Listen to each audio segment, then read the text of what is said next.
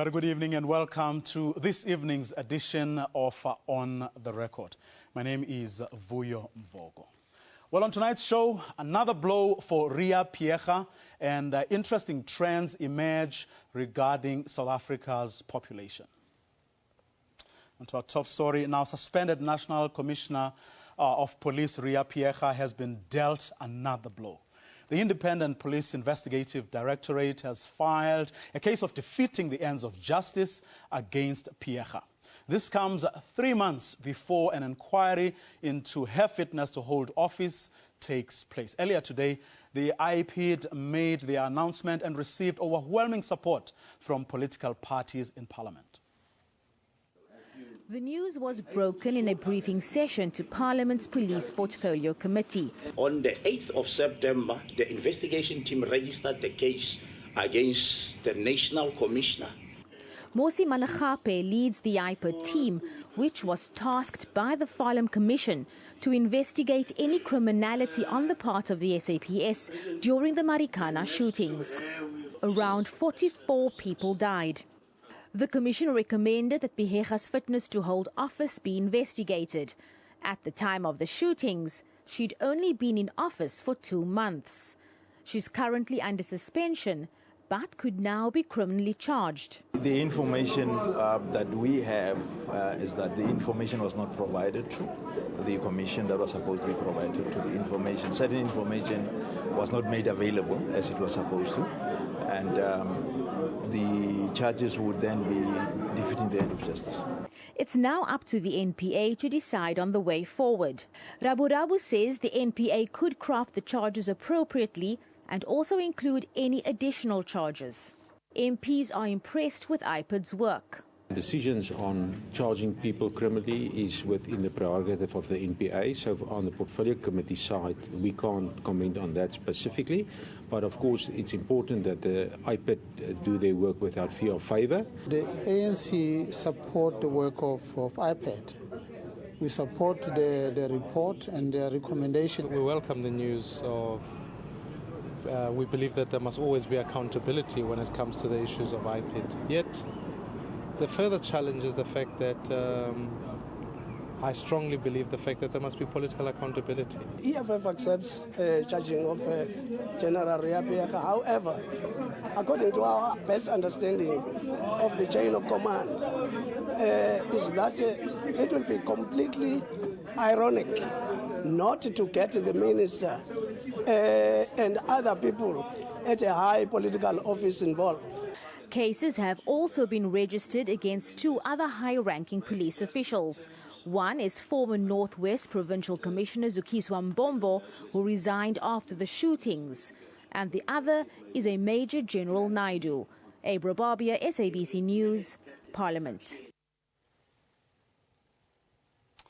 Well, joining us now to talk more on this is Isaac Kamanyane, who is the acting head of the Independent Police Investigative Directorate. Chief, welcome and thanks very much for joining us this evening. Welcome, Vuyo, and to the viewers at home. Well, let's start by perhaps you going back to where you started. What did you do to arrive at the decision that you tabled before Parliament today? Okay.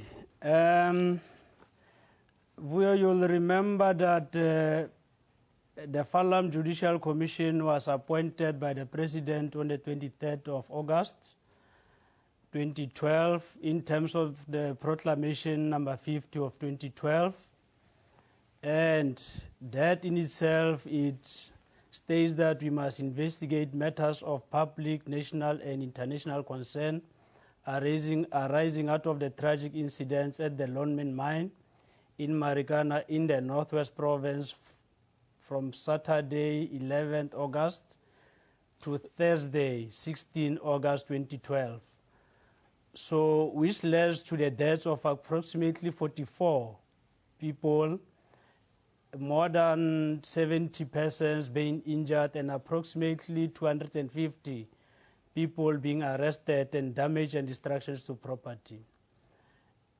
And immediately after the release of the report, which contained the recommendations on the 25th of June 2015 by the President, IPID has to deal with the investigations of all the criminal-related matters that has a bearing on the South African Police Service members. So that's when we started our investigation, even though we started the investigations immediately after the incident. So who did you speak to? What did you do? Our investigators, after we have established the team, they were able to engage and interview witnesses, both from the miners as well as those from the South African Police Service members, and also making sure that we have all the exhibits that were there in the form of plus minus 500 and something firearms that were used during the incident. So we managed to collect those particular firearms for ballistic aspects, for ballistic testing, and that's part of the investigation process. Did you speak to the commissioner herself? We haven't spoke to the commissioner herself, but as and when we were dealing with the investigations, then it came to our attention that in relating to page 513 of the recommendations itself, section C, that deals with the consequences of the SABs to mislead the commission. That particular section deals with the conduct of the National Commissioner as well as the Provincial Commissioner Northwest at that particular time, General Mbombo. And it indicates that there has to be an investigations in respect of, there was a recommendations in respect of section 9 of the SABS Act that deals with the inquiry. But coupled with regards to that, there is also a part where there was a misleading of the commission itself, where it says that both the National Commissioner and the Provincial Commissioner Northwest knew the true facts, approved the exhibit L SABS presentations which contain the incorrect facts. And in the circumstances, the Commission recommends that steps be taken in terms of Section 9 of the SABS Act, which I have already alluded to, and going further to indicate that they are possibly guilty of the misconduct in attempting to mislead the Commission. But to go further into the Commission Act itself, Section 6, subsection 2, deals with the contravention of the very same section of the Commission Act, Act number 8 of 1947, which states that any person who, after having sworn in, gives false evidence before a commission on any matter, knows such evidence to be false, shall be guilty of an offense. Now, you want her to be charged? That's what we are investigating. We have opened a case in the form of the IPID, registered in the form of the IPID file, and that particular docket, that particular file is with the NDPP, because our investigations is prosecution-driven. We are joined in that particular task team by the advocates from the NDPP's office who are assisting us with regards to that particular investigations. So you want an investigation to start, or have you done an investigation and you now want her to be prosecuted? We are in the process of investigating all the matters, including the deaths of the 34, that happened on the 16th of August 2012. All those particular matters, coupled with these particular matters, we have sent those particular matters to the DPP's office to go through those particular files If they are satisfied, they will decide. But if they are not satisfied, then they'll raise some of the queries there. Then we'll go back and attend to those particular queries. Well, if there are instances where they will give directives and instructions, then we'll go back and attend to those particular instructions. I thought you said you have spoken to the police, members of SABC. I thought you said you have spoken to minors, which then led you to believe that she has a case to answer. But in other words, you've done your investigation. You now want the National Prosecuting Authority to prosecute. The IPID, in terms of our mandate, we do the investigations. After we are done with the investigations, we send the dockets to the DPP in the form of the report, where we will state the recommendations there, whether we recommend that the person be criminally prosecuted or not. But there are instances where if we are conducting our investigations with the prosecutors, then they are guiding us all step of the way throughout the investigations. May I ask why you decided not to speak to the Commissioner Piecha herself and Provincial Commissioner Mbombo? We have not decided not to speak to them. We are still going to engage them because there is no way we will not even finalize our investigations without having their own statement or their statements as far as the incident is concerned. But you've already made a pronouncement. The pronouncement is with regards to the matter being referred to the DPP. Not yet finalized, but it has been referred to the DPP. Then we'll hear from the DPP as to whether there is a further investigation that has to be conducted. But from our side, it's only that particular one statement that is outstanding. Well, from what the politicians were saying, it sounded like you had told them a hell lot more than, in other words, you went beyond simply saying that you want the NPA to look into the matter and take a decision.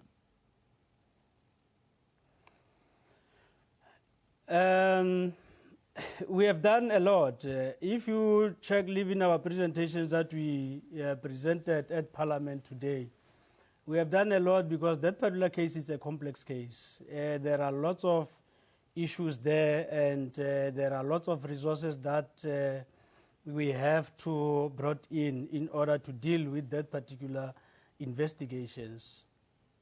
Fill us in on the complexities that you're talking about. You will remember that there are two sins there. There is a sin 1 and there is a sin 2. Yes. And at sin 1, there are 16 people, dead bodies, which were found at sin 1. But in respect of the sin 2, it's 17 bodies there. And we have to engage the crime scene expert as well as the ballistics and to deal with regards to the exhibits that were found there in the form of the firearms as well as the cartridges, and make sure that they are analyzed and all of those things in the process of the investigations. Now, if you still haven't, you're still a bit unsure, correct me if I'm wrong, as to where this would all lead, could it not be interpreted to be something that perhaps you spoke prematurely and that perhaps you led the politicians to believe that you had done a lot more than you have actually done? No, it's not correct, Vuyo, to say that possibly we misled the politicians to believe that we have done more. In fact, only to find that we have done little as far as that particular investigation. In our own view, we have done more as the IPID as far as that particular investigation is concerned. The moment we took the decisions to open those particular cases, we are convinced that there are cases that has to be answered by those particular generals who are implicated in that particular matter. To someone who's really not familiar with what you've done and how you've done it, what would you say is or will be the value of the work that you yourselves as IPID have done over the past few months? What is it that you've done which you believe is going to be really invaluable when this issue gets dealt with by the NPA? You must remember that there has to be an accountability as far as the SABC action is concerned. And that was emphasized even on the Falam report recommendations is concerned. So that's where we, as IPID, has to come in and make sure that everyone is accountable for his particular action as far as that particular matter is concerned. So we are make sure that we investigate without fear or favor and independently so as the IPID. We get that. I think I get the idea of your mandate, what your mandate is, and what it is, what is required of our members of our police service. But what I'm not getting, unless I'm really there's something that I'm missing here, is what it is that IPID has been doing or has done, that which it is putting on the table, that which led you to then approach the NPA. This is the part that is missing to me. Vuyo, the recommendations, the Falam recommendations indicate that there has to be an establishment of a task team. That particular task team was established by myself and the NDPP in consultation with the acting national commissioner, as and when he was still with the Forensic Science Laboratory. And the reasoning behind that was to get the services of the advocates from the NDPP's office, as well as the services of the ballistic expert, as well as the services of the crime scene experts, which we managed to establish that particular, compose that particular task team. And you look at the members there, IPID, they've got seven members or 10 members in that particular task team. And SABS, they've got forensic science expert, we've got 4. And we've got 2 members from the Hawks. And we've got the forensic pathologist independent. And we've got the state pathologist there, the senior counsel. And we've got 2, 4, 5 advocates who are assisting us in the investigations. So that's the team that is busy with the investigations of the matter. It's not only IPID on that particular investigations, but the case, all those particular cases where cases were supposed to have been opened, they were opened, and the NDPP or the DPP's office, they are having those particular matters, going through those particular matters, all those particular files, and if there is any further investigations that is needed there, they will advise us. But we have done a lot in the sense that we gave them 22 ARC files. Those particular 22 ARC files, they are full of documents which were gathered during the course of investigations. And in those particular 22 ARC files, I'm talking about the 44 deaths, cases that we are investigating, and subsequent matters that happened immediately after Marikana and the prior matters that happened even before the 16th of August. So all of those particular matters, we are investigating them, and we've got the support of the advocates. We are having regular meetings and engagements, and we have done a lot as far as those particular matters are concerned as the IPID under the circumstances. And you are happy with the progress that you've made, which unfortunately you are unable to share with us, I mean the details of which you are unable to share with us this evening. No, we are happy with the progress, Vuyo, that we have made some strides as far as the investigations is concerned. So it's the National Police Commissioner, Ria Piecha, Commissioner Mbombo. Are there other members of the SAPS that are in the same category that you are recommending should perhaps be charged as well? In respect of the 44, the 22 act files that we have opened relating to the matters, there will be those ones who are going to be linked in as far as the firearms are concerned and the cartridges that were picked up from the scene. But also with regards to these particular matters, you went into your section G of the report there. It deals with the shooting by Major General Naidu. So that's where the circumstances surrounding the shooting by the Major General must be investigated and referred to the DPP. Hence, we have opened a case against him. And also it says the circumstances surrounding the delay in caused by the Major General Naidu in bringing the medical attention to Scene 2 should be forwarded to the DPP after it has been investigated. So the other matter there, the last one, is in respect of General Malatlela, who was in actual fact the scriber for the National Forum meeting that was taking place a day before the Marikana incident. That particular information in the form of the memory stick is nowhere to be found.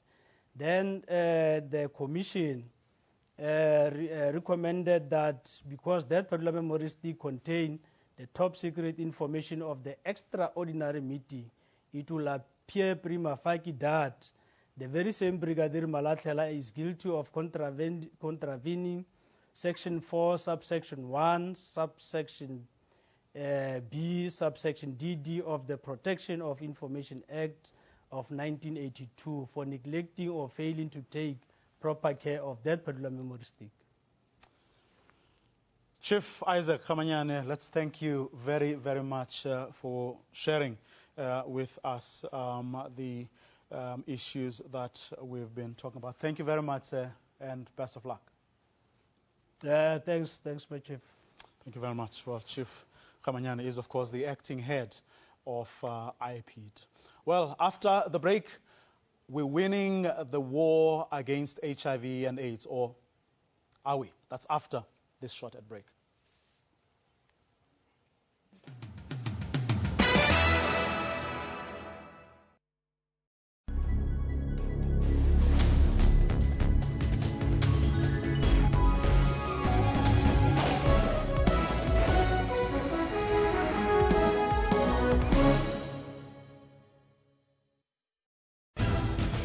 Africa's tech scene is constantly coming up with innovative ways to answer some of the continent's problems. We source content from social media, from our mobile apps, from our website. And as people move from phone calls to data, companies have to switch what they offer. People expect to get higher speeds, better quality broadband for less. On Network, we have information on Africa's technology and social media scene. That's Network with me, Phumelele Zondi, every Sunday at 9 p.m. Central African Time, only on SABC News.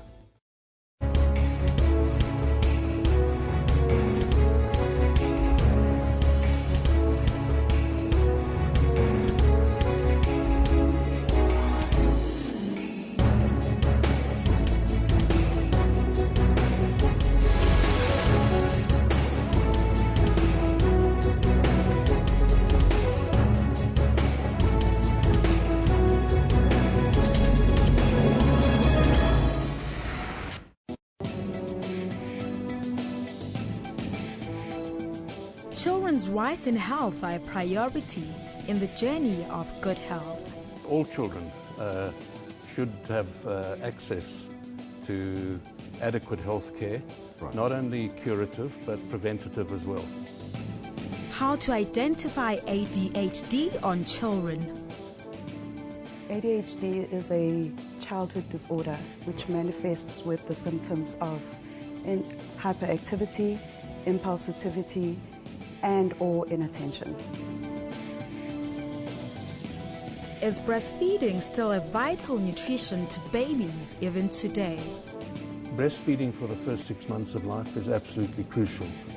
Catch Health Talk with Dr. Sello Mutawung every Saturday from 9 till 10 a.m. Are you saying the king must go to jail? You are not royal blood, therefore you are going to serve time on behalf of the king. Where does the public protector stand on this matter? Are you with the marches, for the marches, against the march? If this is your ancestor, it is very much his ancestor as well, because this is the cradle of humankind. Is there God somewhere in your science? Drinking the blood of a person with albinism gives extra magical powers. A man of the cloth is involved here because it would mean that somehow religion is being brought into this part of the myth. What do you say to that? Watch Question Time with me, Mpho Tsedu, Monday to Thursday at 5:30 p.m. on the SABC News Channel. And I'm production Chetty Miller, SAB Miller, and Hauser-Busch InBev. It's something that I need to learn to say more often. Will together produce around a third of the world's beer. It is a mouthful. Have you ever considered skin bleaching? Nigeria tops the list of African countries with 77% of its women bleaching their skin. Now I can see that it is not good because it affects my face and some of my body parts. Thousands of Arab Israelis and Palestinians participated in a big rally. Flight MH17 was shot down by a Russian-made missile. How those chips may fall is a prediction best left to the currency of time. That's Primetime News, Africa Journal, and Your World on SABC News.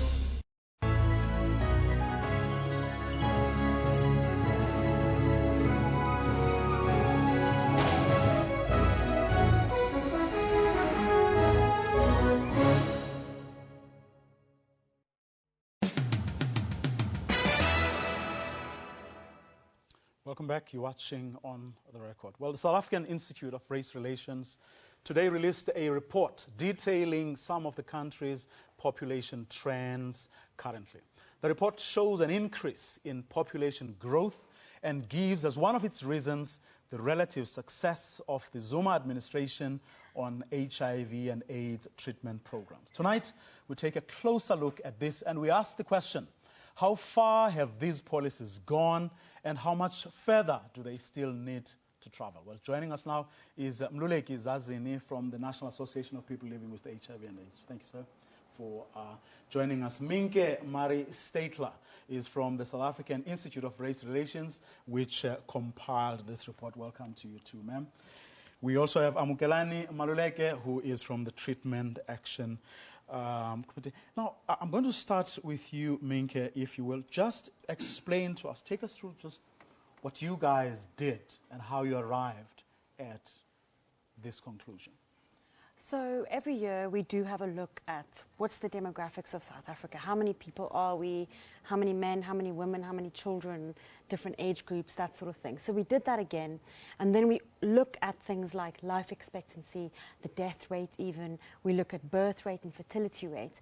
And what we saw was that people are living a lot longer than they did in the mid-2000s and early 2000s. So from 2007 in particular, you can see an increase in life expectancy. So we've gone from about 57.5 years on average to 62.5 years. Women live ever so slightly longer than men at 64.5 years. And we were like, gosh, how, you know, how...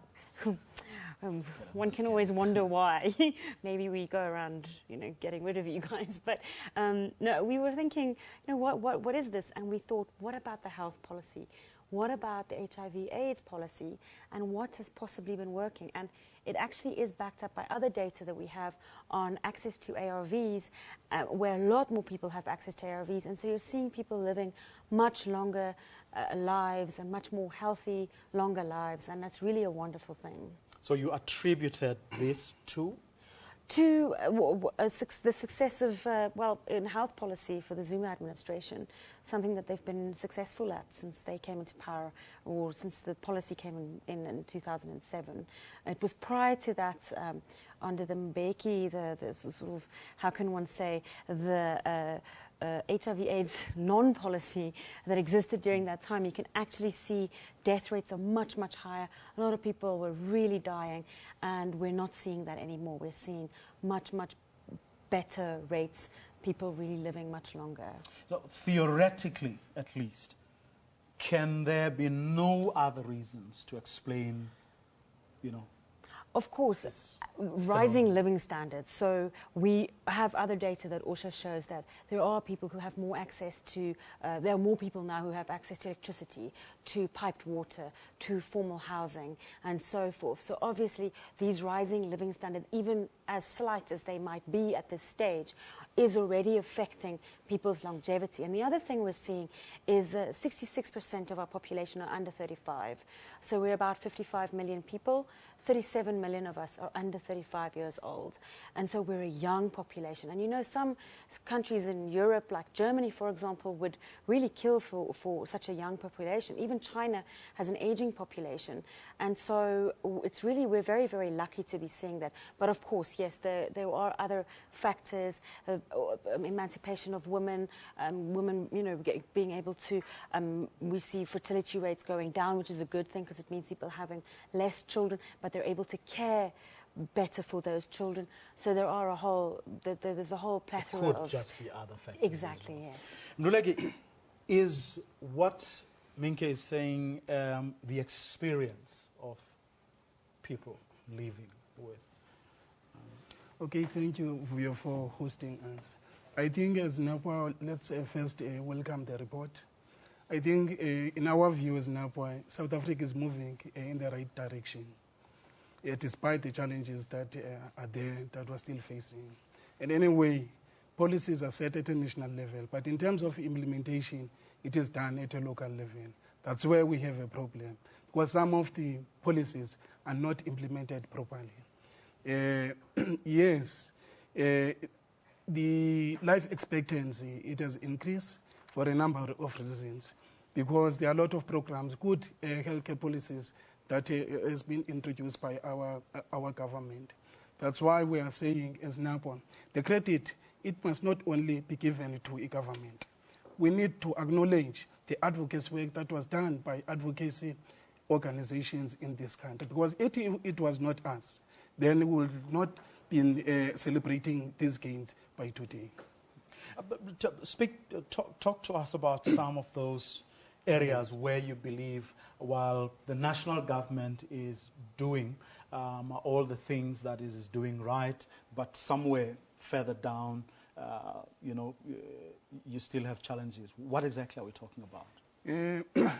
I think the first one, we'll talk about the AIDS plan that is there within the country, a good plan, a huge plan that is responding to HIV and AIDS within the country. But government alone cannot implement those strategic objectives that are there to respond to HIV and AIDS. It is us as civil society organization, because we are at the entry point in our communities. For an example, in 2010, our government has launched the ACT program, of which is a good program, and more than 20 million people have already tested.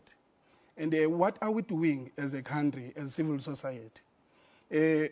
Our position as NAPWA, we are saying we need to support the interventions that are there, that have been introduced by government. But if organizations, especially PLHIV organizations, don't have funding to implement those activities, then we're not going anywhere. For an example, what I'm talking about the healthcare policies that are not implemented properly at a local level, we need to put strategies whereby we monitor. Then our role as civil society, we need to make sure that we participate in the hospital committees, in the clinic committees, so that we can be able to identify these issues early and advise at a local level. Mgelane, I mean, you guys were among the people who actually led to the, shall we call it, the change of heart on the part of government. When you hear what Minke was saying, how do you feel? Maybe first, let us first acknowledge the report that was produced. As the TAC, we really acknowledge the report and the good work that you're doing. It is, of course, touching based on the trends of things that we're supposed to look at as the country. Like Mluleki said, as TAC, our stand is to say they are good inroads in terms of policy development and implementation, but those is only happening at the national level, like he said. The implementers who are supposed to deal with these policies most of them do not even understand what the policy actually want them to do. We admit that there's been a shift in terms of life expectancy. There's a shift as well in terms of death rate and all that with regard to that. But like Mluleke said, there are issues that we still need to work on. The end of HIV, we're still far from that. There's still a lot of things that we need to look at. Maybe just to touch base with some of the things that we need to look at, you would realize that Mluleke spoke about the national strategic plan that we have, that as civil society, that is a space that we need to dominate. That is the space where we need to raise our voices in terms of the little issues that are happening at the community level so that they can be recognized at the national level. When we look at the prevention part of HIV, the report table it very well, that within the age group of 15 to 24, there's still a lot that is happening that we need to look into, which is part of the things that we need to start to talk about, because this is the age group that we really need to focus on going forward. But apart from that, you'll remember, Vuyo, that way back in 2005, the report on prevention speculated that young people of the same age that I touched base on, the rate was at 15.6, and 2008 there was the slide which went up to 16.8. Now, at 2012, when the report was released, I think on a report as well, it so state that it's above 20%, which is a shocking factors that we need to look into. So those are the areas of focus that we need to look into. For the mere fact that we have a biggest or largest ARV program in the country, we need to tighten our water tanks to look at the little issues that need to be dealt with. We can, of course, salute ourselves on the issue of prevention of mother-to-child transmission, because we are doing well on that aspect. But however, we need to find ways of dealing with the biggest ARV program and what is coming ahead of us, because there are a lot of things that we're looking at that it can just go black into the country if we are now saying that we are at the end of the epidemic. This is the beginning of advocacy work. We are far away from ending the epidemic. We need to find new ways of dealing with advocacy issues, which the problem might touch base with what Mluleke spoke about, the issues of funding. We cannot really advocate for the policy implementation at the local level if the civil society movements are not well funded. We're going to get to how we can do that, but I need you to just, on the issue of people who are in the positions where they are supposed to be implementing these programs, not doing so. Is it a question of them not knowing what to do, or is it a question of them simply, of people who simply don't care and they don't do what they know, what they do in fact know is what should be done? I think it's the gap of policy education that exists. When the policy is launched and signed at the national level, it takes time to reach into the local people, those who are supposed to implement it. So the government doesn't get fast enough to the people who are supposed to implement its policies and get them to know what they are supposed to do before they can even do it. Yeah, that's the first thing. The second thing is on the issues of governance. Mluleke spoke about the National Health Act, structures, governance structure, clinic committee, hospital boards, health councils and all that. If such space is not dominated by the civil society organizations that need to deal with issues of advocacy so that they can push policy implementation at that level, it's not easy to advocate at that level. So we need to ensure that those structures are functional and vibrant so that we are able to advocate for the implementation of policy at the local level. What could be, Mluleke, what could be the explanation for the rise, in infections at ages 15 to 20? What is going on there? I think we still have to do a lot of work as civil society organization to address these issues amongst that group, because the interventions that we have, I think we have lost the focus as civil society organization and forget about that group. If we want to win this battle, we need to make sure that we mobilize them and making sure that they participate to address these issues and they are being in the forefront. Did we forget about them, or are there perhaps factors, whether new or old, that are playing into like that are sort of, is there something that is being exploited that perhaps we weren't very much aware of? And I'm talking about, even if we're talking about like sort of anecdotal evidence where we may not perhaps have done the sort of research that we need to do, just from what you know, from what you're able to observe, what could have gone wrong there? I think one of the issues within the country, we have a high rate of unemployment amongst young people. Yes. For us, it's one of the issues that cause the HIV infection. It goes up amongst, especially in that age group. Yes, especially in that group. For an example, just yesterday, we received some news that young girls, they get infected by elders. If you can check the recent statistics of the teenage pregnancy, it's too high. So that says there's something that we're not doing right as a country. And how are we going to reduce HIV infection by 50% if we don't take our interventions and focus to that age group? In KZN, last year, there's a study that was done that young girls, they sleep with taxi drivers. We used to say the high transmission rate is within the truck drivers. Now it changed to the taxi drivers. So we need to make sure that our interventions talk directly to the real issues. Thank you. So first of all, the policy change that happened could not have happened without the extreme hard work of organizations such as this. This is the advocacy work that they did brought about the policy change. And now also going from that, I mean, the civil society is absolutely instrumental in it.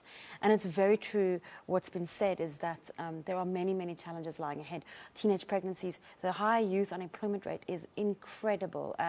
We see, for example, a death rate amongst young men, especially because they're much more reckless on a variety of, not only HIV/AIDS, but also on a variety of behaviors and so forth. And we did actually see in the data that, for example, the highest life expectancy are in the provinces that have the most developed economies. So you have the Western Cape and Gauteng.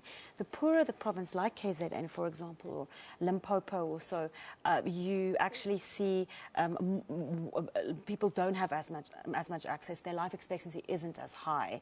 So those are huge challenges, and definitely the education and prevention issue is something that really needs to be focused on. And we would definitely agree that the high youth unemployment rate means that young people are really disenfranchised. And when we say 15 to 20 or 15 to 24, people often say, but why should 15-year-olds work?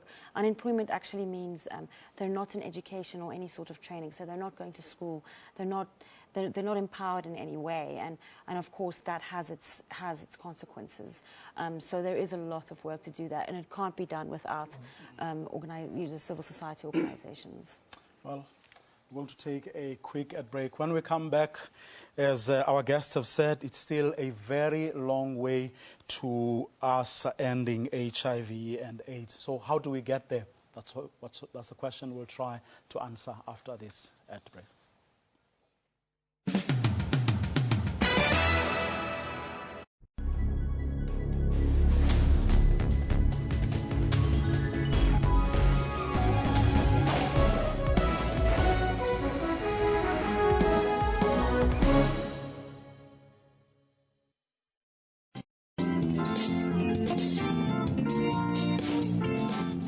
Makamelo Sekgonze, one strong woman who said no to hunger.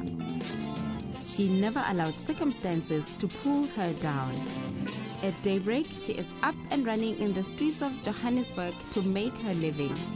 After 12 hours of hard work, she goes back home being able to put food on the table. Join me, Bulemo Lebatsi, on your show about those who take on and conquer life challenges every Saturday at 5:30.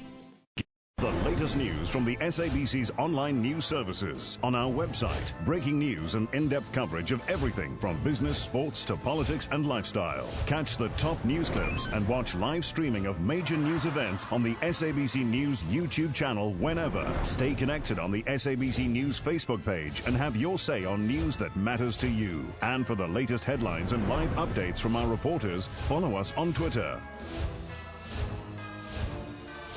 SABC Digital News, anytime, anywhere.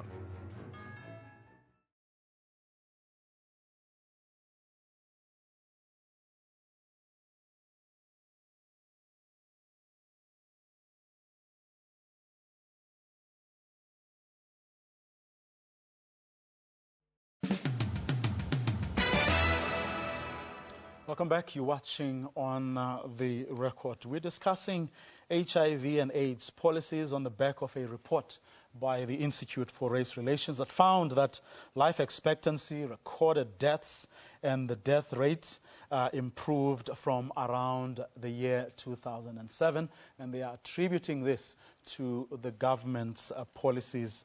But the question we are asking in this particular segment is, how do we ensure that we end HIV? As our guests have said here, that we are very, very, very far from that, and a particularly worrying trend, the age group between 15 and 24 years of age, the infections there are rising. Amgelani, where do we go from here? One thing is we need to ask ourselves, where do we find these young people? 15 still at school, and like Mluleki said, they're falling pregnant. Maybe we need to look into what is it that we're not doing right in terms of prevention. If it needs that we need to have condoms in schools and the education thereof, that needs to happen as in yesterday. The other thing is we need to strengthen the civil society movements through funding and ensuring that they are assisting in that space. It is like one said, that we are the entry point to the communities. We need to have equal resources so that we can be able to get down to that 1% that government cannot reach directly. The other thing is society needs to come out clear with issues of intergenerational relationship.